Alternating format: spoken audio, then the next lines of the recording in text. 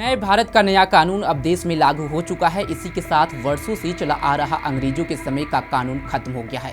IPC 1860, CrPC 1973 और evidence act 1872 1 जुलाई से समाप्त हो गए हैं। इनकी जगह अब नए कानून न्यू क्रिमिनल लॉ लागू हो गया है, जिनका नाम भारतीय न्याय संहिता बीएनएस, भारतीय नागरिक सुरक्षा संहिता बीएनएसएस, भारतीय साक्ष्य अधिनियम बीएसए है। नए कानून के तहत मामले दर्ज भी होने लगे हैं। इन बदलाव के बारे में विस्तार से आसान भाषा में जान लेते हैं। नमस्कार, आप देख रहे हैं punjabkesari.com। मैं सत्येंद्र शर्मा। नए कानून के तहत जो पहले भारतीय दंड संहिता थी 1860 आईपीसी, अब भारतीय न्याय संहिता 2023 हो गया है। दंड प्रक्रिया संहिता 1898 सीआरपीसी अब भारतीय नागरिक संहिता 2023 हो गया है और इंडियन एविडेंस एक्ट 1872 अब भारतीय साक्ष्य विधेयक 2023 हो गया है। नए कानून के तहत जो नए बदलाव हुए हैं, उनके तहत किसी भी पुलिस स्टेशन में एफआईआर दर्ज कराया जा सकेगा। यानी कि अब जरूरी नहीं कि जिस थाना क्षेत्र में अपराध हुआ हो उसी थाने में केस दर्ज हो। अपराध जिस राज्य या केंद्र शासित प्रदेश में हुआ है, उस राज्य या केंद्र शासित प्रदेश के किसी भी थाने में एफआईआर दर्ज कराई जा सकती है। साथ ही ईएफआईआर यानी ऑनलाइन भी मामला दर्ज कराया जा सकता है। हालांकि ऑनलाइन एफआईआर कराने के 3 दिनों के अंदर उस पर हस्ताक्षर करने के लिए थाने में जाना होगा।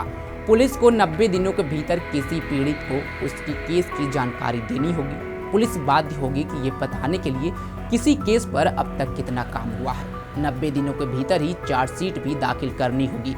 हालांकि कोर्ट के पास इस समय सीमा को और 90 दिनों तक बढ़ाने का विकल्प है। नए कानून के तहत किसी केस की जांच 180 दिनों के भीतर पूरी होनी चाहिए। हर जिले में नियुक्त पुलिस अधिकारी गिरफ्तार किए गए किसी भी व्यक्ति के परिवार को गिरफ्तारी की जानकारी देने के लिए जिम्मेदार होगा। छोटे मोटे अपराधों के आरोपी या जो लोग कमजोर हैं या 60 वर्ष से अधिक उम्र के हैं, उन्हें बिना अधिकारियों की अनुमति के गिरफ्तार नहीं किया जा सकेगा। 3 साल से कम की सजा पाने वाले अपराधों के लिए किसी गिरफ्तारी से पहले पुलिस उपाधीक्षक यानी कि डीएसपी से नीचे के रैंक के अधिकारी की अनुमति लेनी होगी। पुलिस के चार्जशीट के बाद आरोप तय करने और मुकदमा शुरू करने के लिए अदालत के पास 60 दिनों का समय होता है। मुकदमा पूरा होने के बाद अब जज को 30 दिनों के भीतर फैसला सुनाना ही होगा और इसके 7 दिन बाद फैसले की कॉपी को ऑनलाइन अपलोड करना होगा। कुछ मामलों में फैसले के लिए समय सीमा को 60 दिनों तक बढ़ाया जा सकता है। पुलिस को किसी तलाशी या जब्ती की पूरी वीडियो रिकॉर्डिंग करानी होगी। किसी गुनाह को कबूल करवाने के लिए पुलिस किसी आरोपी को यातना नहीं दे सकती। हालांकि इसमें कई शर्तें भी हैं। पहली बार अपराध करने वाला व्यक्ति अपनी सजा का 1/3 हिस्सा पूरा करने के बाद जमानत के पात्र होंगे। मुकदमा लंबित हो फिर भी जेल अधीक्षक ये सुनिश्चित करेंगे कि ऐसे कैदियों की रिहाई के लिए अदालत में आवेदन किया जाए। यौन उत्पीड़न के मामले में पीड़िता का बयान अब उनके घर में एक महिला मजिस्ट्रेट द्वारा एक महिला पुलिस अधिकारी की मौजूदगी में दर्ज किया जाएगा। उनके माता पिता या परिवार के सदस्य उनके साथ मौजूद रह सकते हैं। नए कानून में यौन उत्पीड़न की पीड़िता की पहचान का खुलासा करना भी अपराध माना जाएगा। वहीं धाराओं को लेकर जो बदलाव इस कानून में किए गए हैं उसे भी जान लेते हैं। जिन धाराओं में बदलाव हुआ है उसमें सबसे पहले है रेप और गैंगरेप, जो आईपीसी के तहत पहले 375 और 376 था। अब बीएनएस नए कानून के तहत उसे 63, 64 और 70 में बदल दिया गया है। छेड़छाड़ का मामला जो आईपीसी में 354 था, उसे बीएनएस के तहत अब 74 कर दिया गया है। दहेज हत्या का मामला जो आईपीसी में 304 बी था, अब बीएनएस के तहत उसे 80 कर दिया गया है। दहेज प्रताड़ना 498 ए था, अब उसे 85 कर दिया गया है। वहीं हत्या का मामला जो पहले 302 था, अब उसे 103 कर दिया गया है नए कानून के हिसाब से। हत्या की कोशिश 307 था, उसे अब 109 कर दिया गया है। गैर इरादतन हत्या का मामला जो था 304 आईपीसी के तहत था, अब बीएनएस के तहत 105 कर दिया गया है। लापरवाही से मौत 304 ए था आईपीसी के तहत, अब बीएनएस के तहत उसे धारा 106 में तब्दील कर दिया गया है। देश के खिलाफ युद्ध 121 ए था, अब इसे बदल करके 147 और 148 कर दिया गया है। देशद्रोह 124 था, अब इसे 152 कर दिया गया है। गैर कानूनी सभा 144 था आईपीसी के तहत, अब उसे बदल करके 187 में तब्दील कर दिया गया है। मानहानि जो 499 500 था, अब उसे बीएनएस के तहत 356 कर दिया गया है। धोखाधड़ी या ठगी जो पहले 420 था, अब उसे 318 कर दिया गया है। चोरी 379 था, अब उसे 303 में तब्दील कर दिया गया है। डकैती 395 था, अब उसे 310 में तब्दील कर दिया गया है।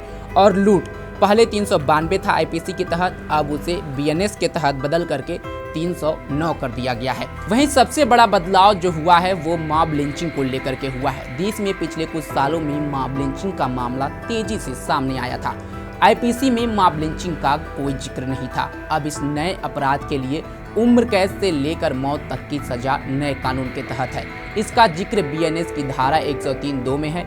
पिछले साल 11 अगस्त को सदन के मानसून सत्र के दौरान गृह मंत्री अमित शाह ने ये 3 विधेयक पेश किए थे। कहा था कि अंग्रेजों के पुराने कानूनों का उद्देश्य दंड देना था, न्याय देना नहीं, इसलिए बदलाव किए जा रहे हैं। ये भी बताया था कि वो खुद इस प्रक्रिया में शामिल रहे हैं। फिर उसी साल 12 दिसंबर को गृह मंत्री ने लोकसभा में आपराधिक कानून विधेयकों के संशोधन को वर्जन पेश किए थे। अब उसके बाद से जो वर्जन पिछले साल पेश हुए थे, कल यानी 1 जुलाई को इसे देश भर में लागू कर दिया गया है। और इसके लागू होते ही देश भर में नए कानून के तहत एफआईआर दर्ज होने लगे हैं। विपक्ष इसमें कुछ कमियां भी निकाल रहा है, तो ही सत्ता पक्ष इसके जो फायदे हैं उसे गिना रहा है।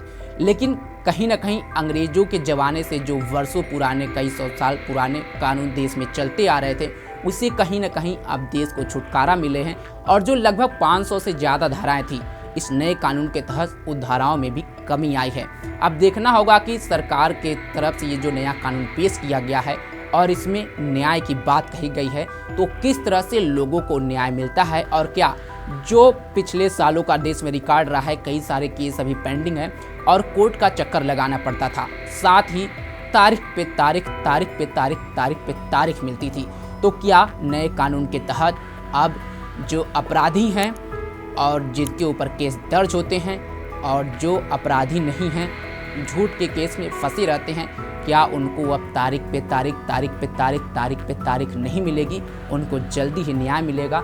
नया कानून से लोगों की काफ़ी उम्मीदें बढ़ी हैं। देखना होगा कि ये नया कानून लोगों के लिए क्या फ़ायदा लेकर के आता है और देश की कानून व्यवस्था में कितना बदलाव देखने को मिलता है। इस नए कानून के बारे में आपकी क्या राय है, कमेंट बॉक्स में ज़रूर बताएं।